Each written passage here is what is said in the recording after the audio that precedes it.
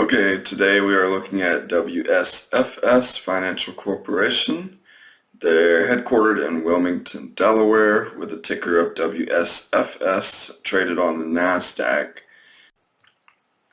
So if we look at their page on Yahoo Finance, they're around the upper end of their stock price over the past year. So they've had a pretty good year. And looking at some of the statistics down here, the PE ratio is about 10. So that gives you about a 10% earnings yield. That's pretty reasonable price, average price. You know, for most banks, we might see somewhere between like 9 and 12 for a PE. So it's priced pretty average. And so if we come up to the statistics, we can see it's almost a $3 billion market cap. So it's maybe about average in our range for size of banks. They've also got about a 1.07 price to book, which is about average as well. So, return on assets 1.33, return on equity 11.4. These margins, all these are pretty much in the average range for most banks that we look at. So that are publicly traded like this. So and it's about 300 banks that we have in our population. So this is about pretty much right in the middle as far as the pricing. So we can dive into the financials to see if this is an average type bank, and if that makes sense that it's priced average as well. So first off, down in the part about the bank, its holding company is the WSFS Financial Corp, but its bank name is Wilmington Savings Fund Society Federal Savings Bank. So the holdco owns this bank, as well as several subsidiaries. So they do wealth management, trust services type stuff. They also do a lot of equipment leasing through these companies, and Oreo workout stuff through some of the other entities that they own. They have some trust preferred securities that which is typical of banks to not consolidate, but they own and then lend money to them as well. So, they borrow money from them at floating interest rates, but then also own the common stock of them. So anyway, so it's been in existence since 1832, one of the 10 oldest banks in the U.S. with the same name. So that's a little bit of some details about the bank. We can kind of look at some of the finances. Like most all banks, they've got the cash, securities, loans, and then some BOLI, and and the premises and all that stuff. So the ownership of the shares in the FHLB. So all the normal types of assets here. As far as the percentages goes, they have a little bit more securities on their balance sheet compared to most banks, and then a little bit less loans on their balance sheet than most banks. So their balance sheet is kind of more favored towards securities instead of loans compared to the way that most banks are structured.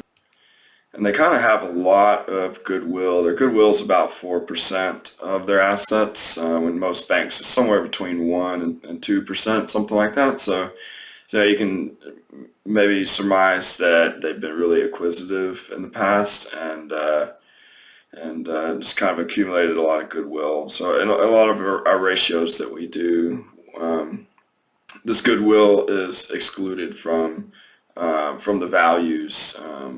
So stuff like the tangible ratios and stuff. So it really doesn't provide a benefit in a lot of the ratios and the things that we look at. But if we look at the assets as a whole, it's $20 billion assets, which is a little bit higher than most of the banks that are in our population.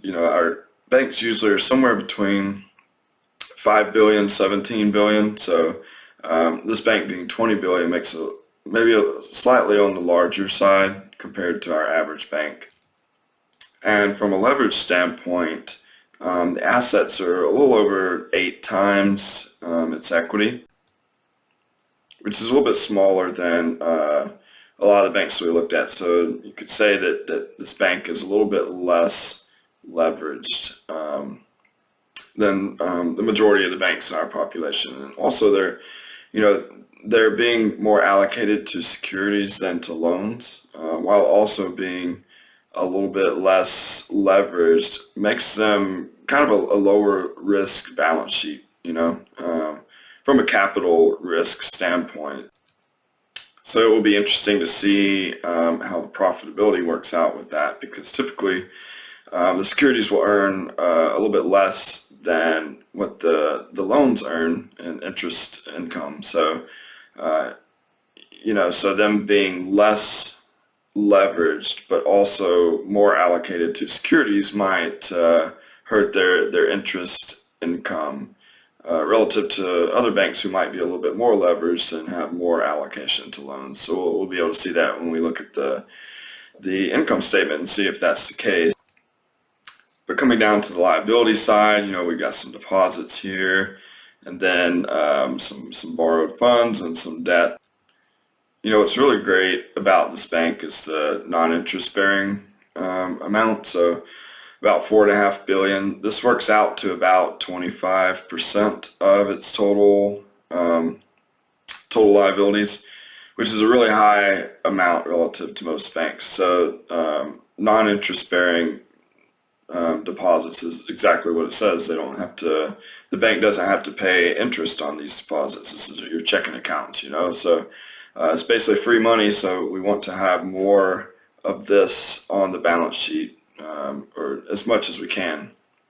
And most banks lately have seen a lot of deposit migration to interest bearing accounts as interest rates have gone up. Then of course the customers move their checking accounts into savings accounts and such, and so the bank's starting to pay more and more interest. But this particular bank, they've done a pretty good job of keeping a lot of the non-interest bearing accounts in non-interest bearing, or at least having a high percentage in the on their balance sheet.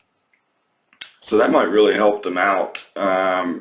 We mentioned that, maybe the interest income might be hit a little bit due to the allocation and leverage, but them having a higher percentage of non-interest bearing deposits would help to lower the interest expense side of things. So, and the amount of the debt they have and the structure of their debt works out to be pretty similar to most banks. It's about 6% of the total debt, so that's pretty much right in the middle of things. So they're, the debt side, so they've got a normal balance sheet here. So, and nothing really peculiar about the equity either. Like we mentioned, they've they have a little bit more equity than most banks do. So they're a little bit less leveraged, which is good from a capital standpoint. But from a profitability standpoint, if you can get a little bit more leverage, you'll typically be able to make a little more income.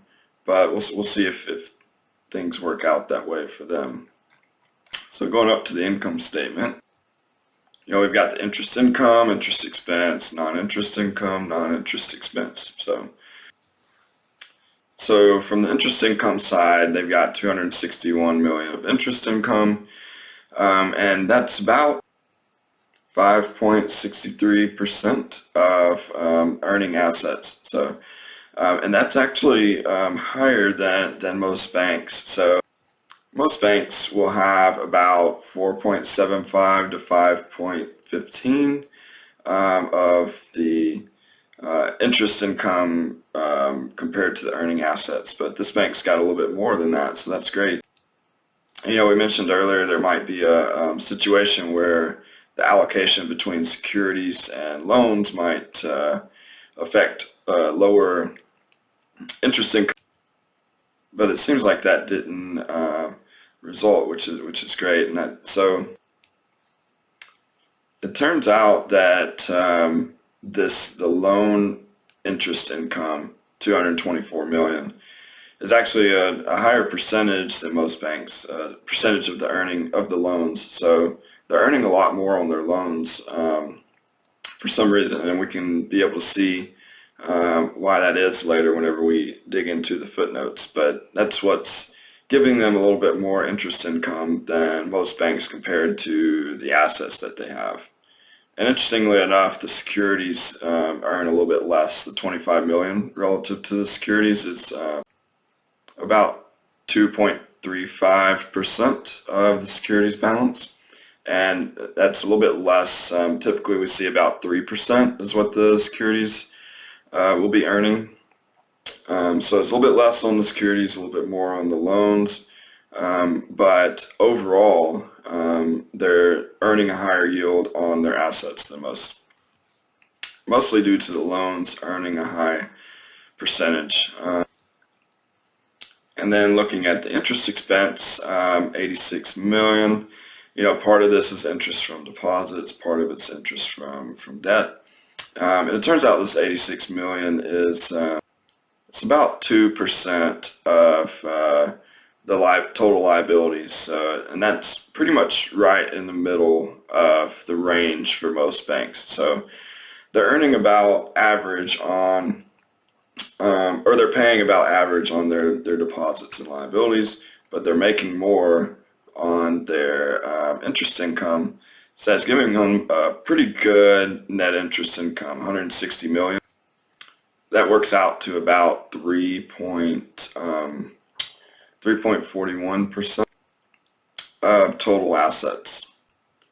And that's actually a lot higher than most banks. Most banks somewhere between like 2.8, 3.2, something like that. So these guys being 3.4% gives them a really good earnings yield. So it's mostly due to the loans yielding higher than most banks. And then coming down to the non-interest income, like we mentioned, they've got a wealth management side. They've got some, debit card, ATM income. They actually have either one of the largest ATM networks, if not the largest ATM network. So they make a pretty good percentage on that line. So overall, this 75 million is about 22% of their revenue, and that's basically double most banks. And it's mostly due to the wealth management side. So this 33 million is about 10% of the revenue. Most banks will have somewhere around 1 to 2% of their revenue coming from wealth management. So these guys are making good money on wealth management. And that's why they've got such a high non-interest income. And then coming down to the non-interest expense, it's 149 million here. It's about 44% of the revenue, and that's actually right in the middle of the range for most banks. So these guys are making really good interest income, about average interest expense, really good non-interest income, and about average non-interest expense. So we could say that they're making more than the average bank because their revenue side is really producing while their expense side is staying within a normal range. So this is a really good, profitable bank. And their net income is about 65 million. So if we were to compare that to their market cap of 2.6 billion or so, that gives them an earnings yield of about 10%, just like what we were looking at earlier with the price earnings ratio. So, and that's a pretty average. It's within the range. It's on a lower end of the range of typical banks. So most of the banks in our population will have somewhere between 9 and 12% of an earnings yield. So this bank is getting us about 10%. So it's a good average yield on our capital. So we can come down and look a little bit more through the footnotes to understand a bit more details about the bank and why it is what it is, and whether it's a good investment. But if we skip down through the accounting policies and such, we can see the investment securities. This is what their investments are composed of. It's mostly mortgage-backed securities, which is typical for most banks. Actually, over 90% of their securities portfolio is mortgage-backed, or at least some kind of asset-backed. But what's really maybe a little bit risky for the bank is if we come down to the maturities. So most of their maturities are, you can see that the large balances are after 10 years. So it's a little bit risky given that, the interest rates, as we saw earlier, this bank, it's 2.5% or so that it's yielding on its securities. So, if most of their securities are 10 years old or will mature 10 years from now, then they've got a risk that they're trapped into that 2.5% for more than 10 years. But if you look a little deeper down in here, these mortgage-backed securities could be paid off sooner than what their actual maturity date is. And so I think they say somewhere in here that, here it is. The weighted average duration is about 5.8 years that they expect. So it's not as bad probably as being older than 10 years, but the securities could be at least 5 years or so maturing. So they might be trapped into those interest rates for at least 5 years. So if interest rates were to continue to keep going up, they could be trapped there. Already they have significant unrealized losses in their securities because of that. Come to 2024. So the amortized cost is $4.5 million plus $1 billion. Sorry, $4.5 billion plus $1 billion. So overall, they've got about 800 million unrealized losses sitting here.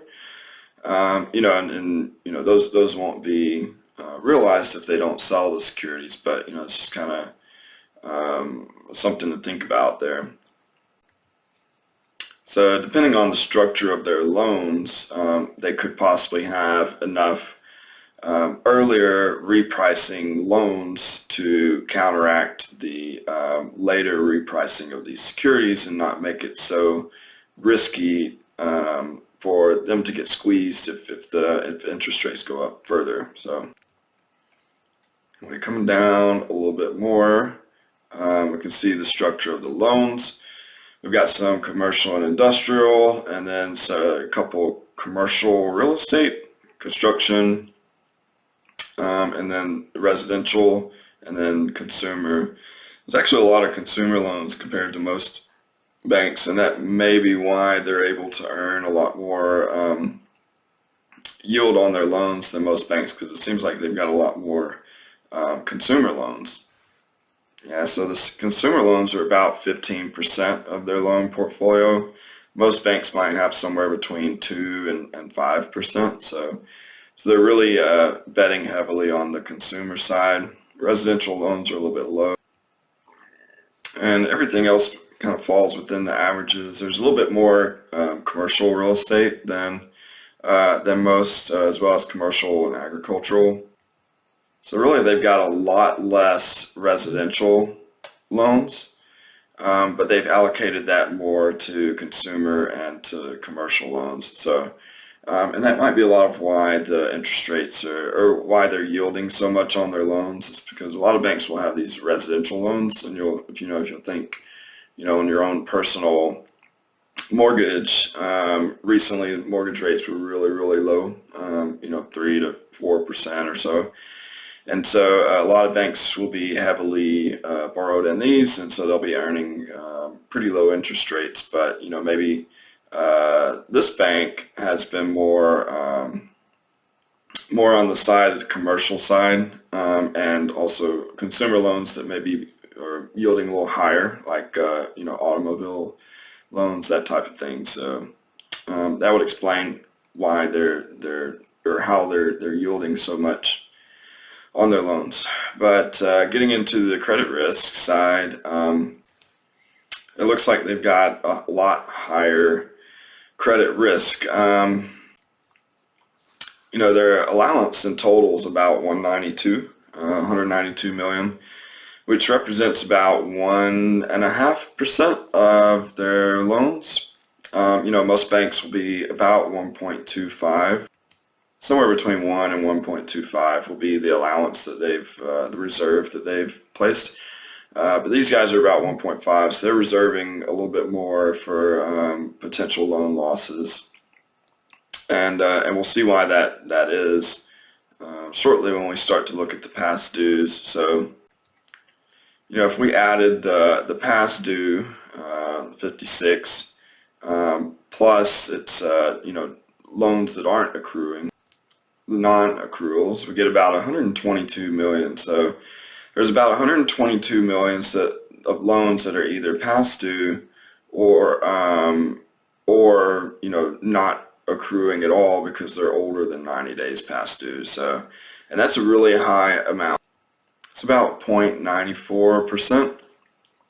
Most banks will be somewhere around 0.5 to 0.8, but these guys are about 0.94%. So there's a lot more loans that are past due than most banks, and so that's probably why they've got such a little bit higher allowance reserve recorded on their books. And also collateral dependent loans. These are loans that they expect to be paid by the collateral rather than the loan actually being paid off within its terms. So those are about 65 million, and so that's on the higher end as well. And if we look at the classified loans, this is where it really starts to look bad. So 197 million commercial and industrial loans are classified, as well as the commercial real estate ones, 93 plus 80. Construction has 33. Typically, we don't even see any classified loans for construction loans for banks, but these guys have already recorded a lot, or not recorded, but reported. So if you were to add all these up, it equals about 416 million, which they've classified as substandard or doubtful. So that's about 3.21% of their loans. Now, most banks, we will see about 1 to 1.5% of their loans would be classified, substandard or lower. And but these guys are over 3. So it's telling us there's some things that are likely to be worked out in their loans, and that we could possibly see some write-offs and losses in their loan portfolio going forward. And whenever I'm considering this, typically I'll compare the loan loss allowance for loan loss to their classified amounts. And what I might like to see is typically that the allowance for loan losses is about equal to what the classified loans amount is. But in this case, as we saw, there was only about 192 million of allowance for loan loss. But here we have 416 million of classified loans. So our reserve is a whole lot less than the classified amount. So if we were to think about that in relation to how does that affect the profitability of the bank, all that stuff. So if it turns out that they have not reserved enough, in the future, they will either have to reserve more, and that will be an expense on their books, or they will have to write off more of the loans than what we had already expected, and that will also be a loss. So we have here a risk that in the future, due to the credit quality of these loans on their books, they might have to have higher expense than what is kind of the normal trend right now. So before we were looking at the bank as really profitable from an interest income standpoint, but on the flip side, maybe there are going to be some losses in that loan portfolio that they're being compensated for. So just something to think about whenever we're considering the profitability of the bank, is that the credit quality might hurt their profitability going forward. You can also see a lot of TDRs here. Used to be TDRs. Used to be called TDRs, now it's loan modifications.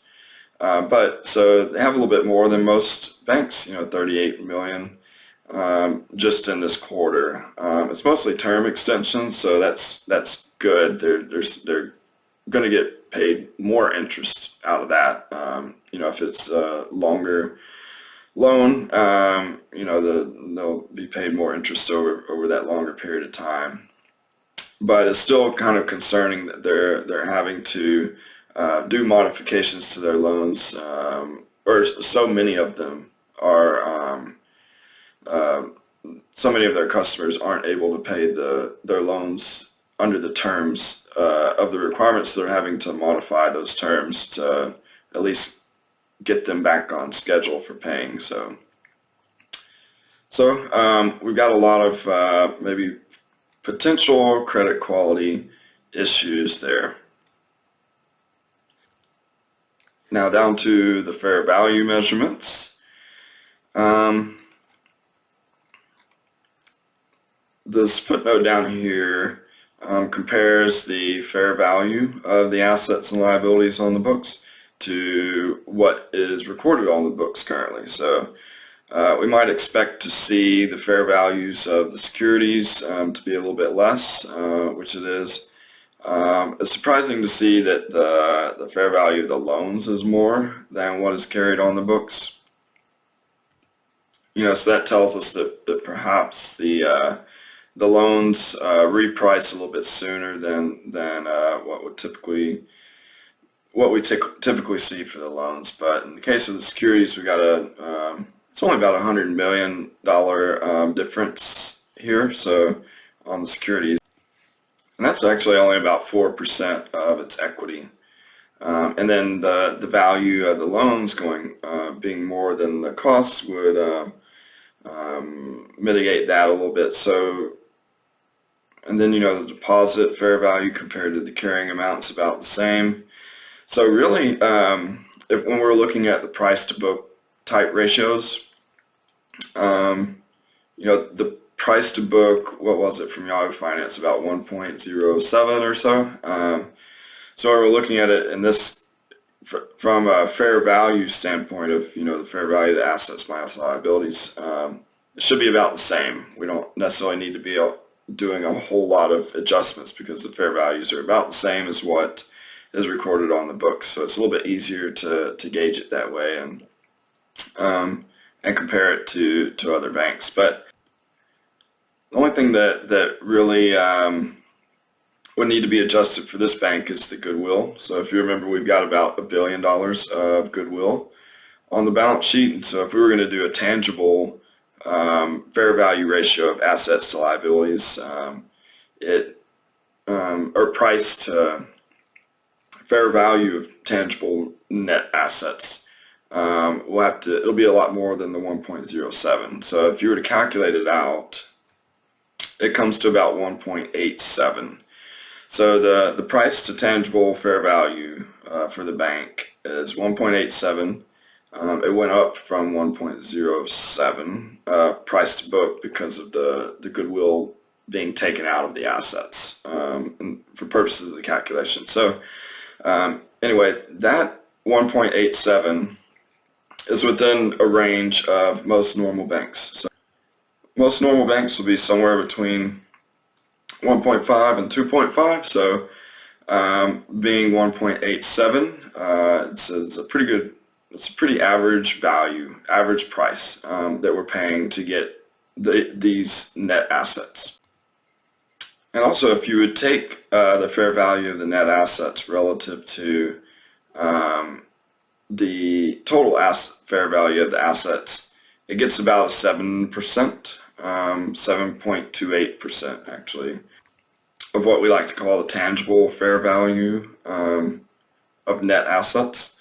And so that's actually a really high ratio. So they've got a lot of, they have good fair value of equity to cover any potential losses. Most banks would find a range of maybe 5 to 7%. And so these guys have a little over 7%. So they're really well capitalized compared to most banks. And we saw that earlier because they're a little bit less leveraged as well. So the purpose for that might be, due to the credit risk and all that stuff, like they might need to stay a little bit more capitalized than most banks are. Coming down to the derivatives, they've got about $1 billion of cash flow hedges, and those are hedging the variable rate loans, I believe. Yes, the variable rate loans. So their loans are being paid a variable rate. So they would like to fix that rate to make it to where their customers are paying them a fixed rate. So they swap variable to fixed with the counterparty. So that effectively, in my opinion, hurts them. Especially for banks that are typically liability sensitive. The liability side, like the savings accounts and most of the debts and stuff are typically variable rates, or they reprice really quickly. But on the loan side, you'll see typically longer maturities or repricing later. So the majority of the time, you're going to be more liability sensitive. So I would want to see more variable rate loans, to combat the variable rate liabilities, to keep that interest rate risk in check from the mismatch between the liabilities and assets. But in this case, these guys are fixing $1 billion of their loans. Internally they know more than I do about things, but and maybe they expect interest rates to go down soon. But I feel like it's less risky by not hedging the variable rate loans. But we'll be able to see a little later how that affects their the interest rate risk as we dig into that as well. So skipping through here, I think we can get down to the MD&A, and so there's no legal issues or anything like that. So speaking to the capital resources, we talked about they're a little bit less leveraged than most banks, and have a good fair amount of fair value of net assets to weather any issues. So, and that's evident in their regulatory ratios as well. All these ratios are higher than most other banks. So, or than the average bank. So leverage ratio 11.14. Typically, sorry, if we see the from the holdco side is 10.57, but even then it's higher than most other banks. Most other banks will see somewhere between like 9.5, 10.5, something like that. So they're higher there. The common equity tier 1 as well as the tier 1 are higher as well. We would typically see those about 11.5 to 13 or 12 to 13, something like that. And then total capital almost 15.5. We would normally see somewhere between 14 and 15. So they're a little bit higher on these ratios than most other banks. That means they're a little bit more capitalized. And, they've only got to have 5% of the leverage ratio, and then the minimums being these other to be well capitalized, and they've got basically double. So they're not in jeopardy of not having any regulatory issues, at least compared to other banks. They would be one of the last ones to have any type of capital regulatory problems. So that's great. The bank is a lot lower risk from a capital standpoint.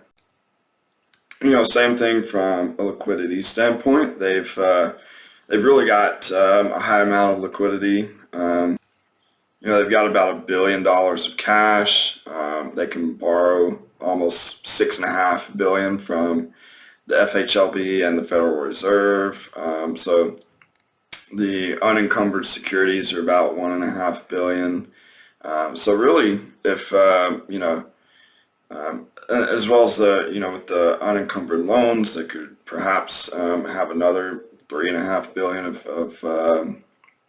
of liquidity. So if you add all that up, they have about $12.5 billion of potential liquidity. So that's about 77% of deposits, which is a pretty average ratio for most banks. And if you looked at the more liquid or more short-term type liquidity stuff, so cash plus unencumbered securities, etc., it ends up being about 15-16% of deposits, which is about average for most banks as well. So these guys are kind of right in the middle as far as liquidity goes. So any kind of issues like deposit flight or something like that, I don't think the bank would really have a problem dealing with them, at least in comparison with other banks. So then there's a little bit more information about non-performing assets. We talked about that earlier. They've got a really tough credit risk standpoint, I think, and I feel like in the future that might come to roost. But it's kind of hard to predict how things like that turn out just from this cursory analysis. But we also looked at the interest rate risk as well, where we're discussing how maybe some of their securities are long dated maturities, which would be a little bit risky.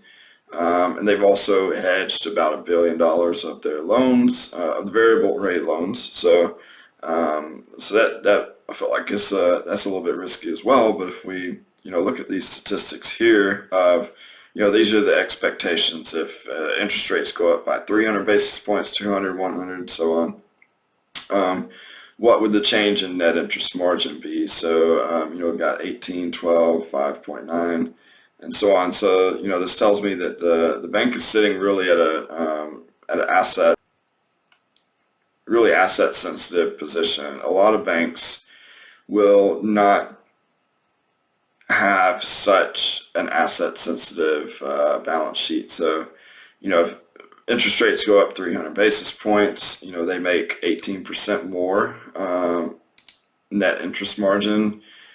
Leads me to believe that a lot of their loans reprice really, really quickly. And so that's what results in earning a lot more net interest income. It's typically not the case for most banks. So I really like the interest risk position of this, especially in this environment where there is the risk that interest rates go up. I know that the Fed and a lot of news discusses a lot about how expectations for interest rates going down and all that stuff, but I don't think that's doable or will happen. Of course, who knows who will decide what, but I feel like in this environment, interest rates more than likely are either going to stay the same or go up further. So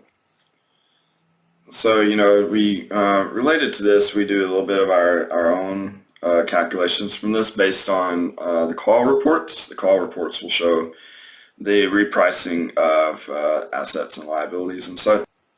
And from the call reports, we do see that about half of their loans reprice within a year. So that's a lot higher than most banks. Most banks you'll see somewhere between 25-35% of their loans reprice within a year, but these guys are really allocated to more short-term type loans. And so I think that's kind of what's helping the net interest risk. And so, their interest rate risk actually comes about average for most banks. So, if interest rates were to go up, they would be in a similar position as most all banks as far as net interest margin goes. And we've already seen that, from their profitability that the net interest margin is a lot higher than most banks. So I do like the position that they've created for the structure of the timing of their balance sheet. And so coming down here, this shows the yields on the assets and liabilities, interest earning portions of those. So we can see a lot of what are these loans yielding, and we can see that a lot of the loans are about the 7.5% range. As we talked about, residential loans, of course, are a little bit lower. So I think that's why we see a lot higher interest income from the loans and the income statement. Our data, the loans are average about 5.5-6% or so, but these guys are earning about 7.5%. And that's why we're getting such a higher yield on the assets overall, so 5.74%, which in our database is usually somewhere between 4.8 and 5.2. So these guys are earning a lot more yield on their loans, but I think that comes at a cost because, as we talked about, the credit risk is a lot higher, and there could be some reworkings of the loans in the future, or write-offs or higher allowances or something like that. So I think that's, could possibly even itself out to the normal bank, or at least, decrease these yields a little bit if we were to consider the provisions and stuff in light of that. So, and then coming down here, we can see the deposit side of the yields, and the yields for the deposits are a little bit higher, as well as the trust preferred securities. These are at variable rates, so we'll see them be closer to what the more recent interest rates are. But 2.76%. It's slightly higher than the average bank. The average bank's somewhere between 2 and 2.5%. So 2.76% is a little bit higher. So, but as we discussed earlier, they have a lot more non-interest bearing deposits. So this 2.76% is across the interest bearing liabilities. So they're having allocated a lot more than most banks to the non-interest bearing liabilities. Really gives them a leg up on the interest expense, to where they're getting a lot higher net interest margin than most banks, 3.84%. Most banks is somewhere between 3 and 3.5%. So they're making good money on the spread between their loans and liabilities. So, and we can see if there's anything in addition that might be important for us to look at. I think what's also really cool to see is, so this is the share repurchases. They have the ability to buy, or not ability, their board has approved and recommended to buy another 4.8 million shares. And that represents about 8% of the shares outstanding. So that's a lot more than most banks. Most banks will have authorization to buy somewhere between 2 and 4% of the shares, and these guys have 8%. So that will reduce the share count, and so then it'll be a higher earnings per share, for the shareholders that remain. So anyway, that's the gist of it. I think that this bank, to recap a little bit, they make really good money. They do a good job on the profitability. They're really well capitalized, with a little bit less leverage than most banks. I really like the term structure of the interest assets compared to liabilities. Term structure, I feel like, if interest rates were to go up or become really volatile, they would be kind of secured from that. The only issue I see is the credit risk, as we talked about. I feel like in the future there's going to be some fallout from loan losses. And, how much that will be, I don't know. But profitability, interest rate risk, capital risk are all good. Credit risk, maybe not so good. And so then if we look at the pricing of the banks, we saw that it's yielding around about 10%, which is an average price. And then the price compared to the fair value of its net assets is about 1.8-ish, I believe, if I remember correctly. So, and that's about an average price as well. So, it's priced very average. And it's maybe got a little bit better profitability and better better liquidity and better capital position, better term structure position. So on that front, I think it's really well priced. And then of course we got the credit risk, which could potentially reduce the profitability and the asset level going forward. So I think the combination of all of those things make it to where it's priced reasonably. I don't think that it's like a steal or a great buy, but I think that it's priced reasonably to where I would be comfortable like holding that stock if it was given those prospects and its level of profitability and risk and all that kind of stuff. So all that to say, if you've already got it, hold on to it. I think it's a really great bank. But don't necessarily go beating down the door trying to buy it. So there it is. If you have any other information that you think is pertinent to add, leave it in the comments, or if I misunderstood anything, certainly let us know in the comments. But yeah, thank you for listening.